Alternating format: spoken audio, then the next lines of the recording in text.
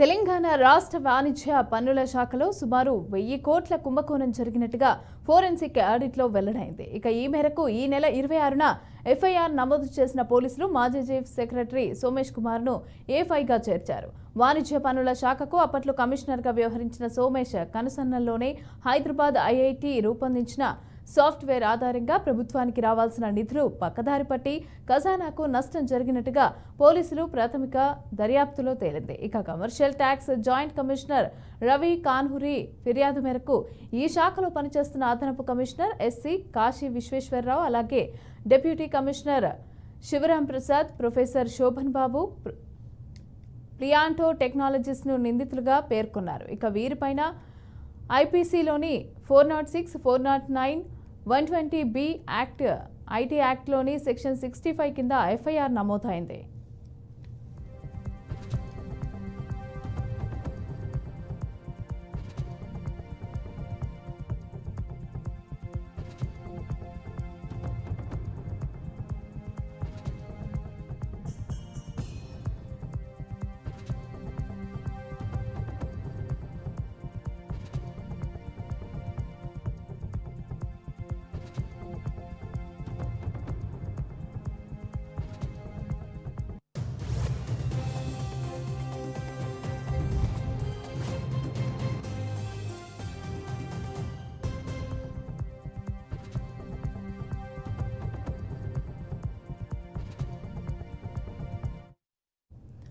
Right, ఇక తెలంగాణ రాష్ట్ర వాణిజ్య పన్నుల శాఖకు సంబంధించి అయితే కుంభకోణం జరిగిందనేసి అని చెప్పి కేసు అయితే నమోదైంది. అయితే దీనికి సంబంధించి పూర్తి డీటెయిల్స్ మా బీఆర్కే కరెస్పాండెంట్ భాస్కర్ మరిన్ని డీటెయిల్స్ అందిస్తారు. భాస్కర్, తెలంగాణ రాష్ట్రంలో వాణిజ్య పన్నుల శాఖలో భారీ మొత్తంలో కోట్ల రూపాయలు అవినీతి జరిగిందని చెప్పేసి ఇలా అనేక మీడియా కథనాలు చూసిన పరిస్థితి.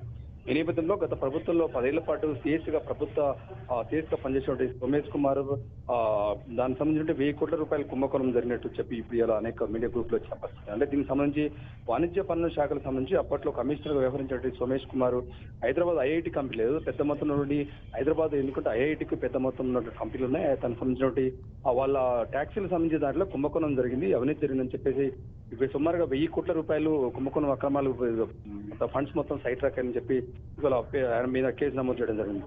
దీనికి సంబంధించినటువంటి అప్పుడు ఉన్నటువంటి ఐటీలకు సంబంధించిన స్థాయిలో వాళ్ళకు కంపెనీ ప్రభుత్వానికి కట్టాల్సిన ట్యాక్సీలో ఇవన్నీ కూడా ప్రభుత్వానికి చెల్లించకుండా పక్కదారి మళ్ళించారని చెప్పేసి అయితే ఇలా కేసు నమోదు చేసిన పరిస్థితి. దీనికి సంబంధించి ఆ పూర్తి అదనపు కమిషనర్గా ఎస్పీ కాశీ విశ్వేశ్వరరావు ఉన్నారు, డిప్యూటీ కమిషనర్గా శివరాం ప్రసాద్, ప్రొఫెసర్ శోభన్ బాబు పీఆర్టీలో టెక్నాలజీగా నిందితులు ఉన్న పరిస్థితి. దానికి సంబంధించి వీరిపై ఐపీసీలో 406, 409, 120B ఐటీ యాక్ట్లో సెక్షన్ 65 కింద ఎఫ్ఐఆర్ నమోదు చేసిన పరిస్థితి ఉంది.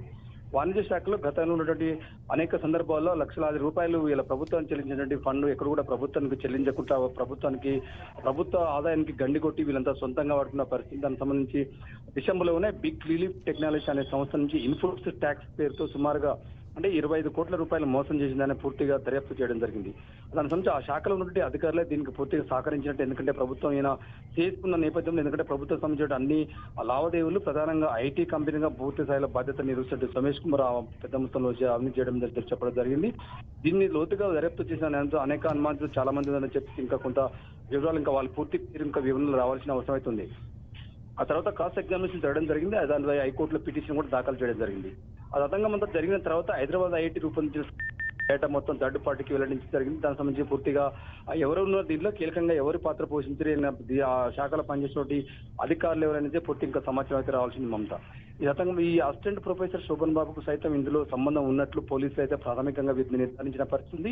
ఈ దర్యాప్తులో భాగంగా సుమారుగా 450 కోట్ల పైన విలువైన ఆ కుంభకోణం జరిగినట్లు స్పష్టమైన పరిస్థితి. ఇందులో రాష్ట్ర బేవరేజెస్ కార్పొరేషన్ సైతం లబ్ధిదారులు ఉన్నట్టు తెలుస్తుంది. పోలీసులు పూర్తిగా వారిపై ఎఫ్ఐఆర్ అయితే ప్రస్తుతం నమోదు చేసిన పరిస్థితి. ఈ నెల 26నే ఈ కేసుపై పూర్తిగా ఈ సోమేష్ కుమార్ పై కూడా ఎఫ్ఐఆర్ నమోదు చేసిన పరిస్థితి. మాజీ సోమేష్ కుమార్ సూచనల మేరకే శోభన్ బాబు కూడా సాఫ్ట్వేర్ లో మార్పులు చేసి ఏదైతే ఉందో ప్రభుత్వం చెల్లించాల్సిన 1,00,000 1000 కోట్ల రూపాయలు ప్రభుత్వం చెల్లించకుండా అదనంగా మళ్లించే విధంగా ఈ కొత్తగా సాఫ్ట్వేర్ అప్డేట్ చేసి దీన్ని పూర్తిగా వాళ్ళ సొంతంగా వాడుకున్నట్టు దీంట్లో నమోదైన పరిస్థితి. ఈ విషయానికి గురించి సంబంధించిన పోలీసులు కూడా కొత్తపేట శ్రీనివాసరెడ్డి మీడియాకు వివరిస్తున్నారు. అనేక సందర్భాల్లో ఇప్పటికే పోలీస్ కమిషనర్ కావచ్చు, పూర్తి స్థాయి అధికారులు అయితే ఇప్పటికి దీనిపై మరింత సమాచారం తీసుకుంటే ఈ శాఖలో ఎవరు ఉన్నారు, దీనిపై బాధ్యత ఎవరు వహించారు, ఇదేనా ఇది ఒకటే కంపెనీ ఇంకేమైనా కంపెనీలు ఉన్నాయా? ఎందుకంటే గత 10 ఏళ్ళు టీఆర్ఎస్ అధికారం ఉంది, 10 ఏళ్ళు కూడా సిఎస్ సోమేష్ కుమార్ ప్రధానంగా సిఎస్ పనిచేసినట్టుంది. ఎందుకంటే సోమేష్ కుమార్ అప్పట్లో అన్ని శాఖలకు సంబంధించిన పూర్తి స్థాయిలో ఆయన బాధ్యత తీసుకుంది. అత్యంత సీఎంకు కేసీఆర్ కు అత్యంత సన్నిహితమైనటువంటి సిఎస్ సోమేష్ కుమార్ పూర్తి శాఖలో రాష్ట్ర వ్యాప్తంగా 10 సంవత్సరాలు ఆయన ప్రభుత్వంలో ప్రధానంగా ఆయన వ్యవహరించిన పరిస్థితి. ఆ తర్వాత ఇది ఒక్కొక్కటి శాఖ వెలుగులోకి వస్తున్న పరిస్థితి. ఇదే శాఖ ఒకటే ఉందా, ఈ కంపెనీ ఒకటే ఉందా, ఇంకేమైనా కంపెనీలు ఉన్నాయా, ఈ 1000 కోట్ల రూపాయలు ఉన్నాయి, ఇంకా అదనంగా ఇంకేమైనా పూర్తిగా సమాచారం తెలియాల్సిన అవసరం ఉంది. దానిపై పోలీసులు అయితే మరింత దర్యాప్తు చేసే అవకాశం అయితే ఉంది. Mamata. Right, thank you Bhaskar.